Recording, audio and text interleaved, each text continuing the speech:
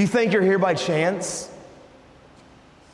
You think it was just by coinkydink that you're sitting in these seats, and that a dude from 2.5 hours north that 10 years ago was in a bad wreck, and that 10 years ago had battled suicide and self-harming, eating disorders, broken families. I was a thief.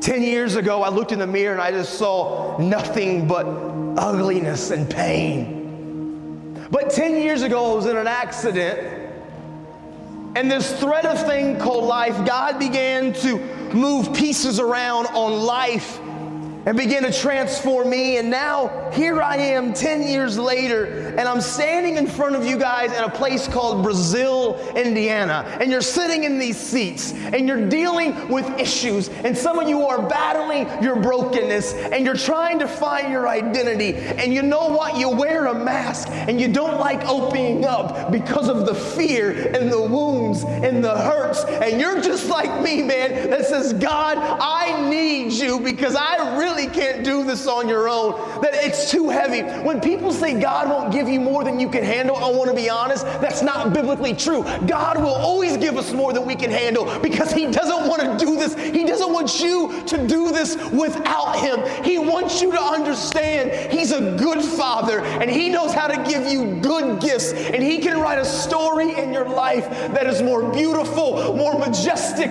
more elegant than anything you could ever imagine. Like the thoughts and the plans that He has for you are bigger than your expectations could even be.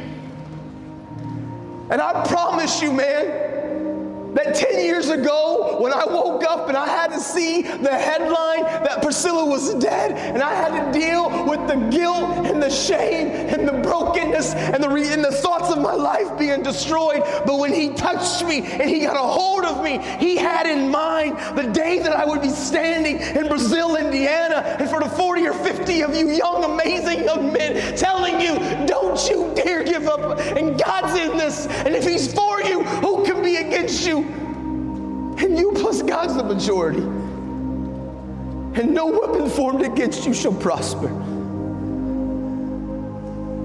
And He saw you in your mother's womb. And He knit you together.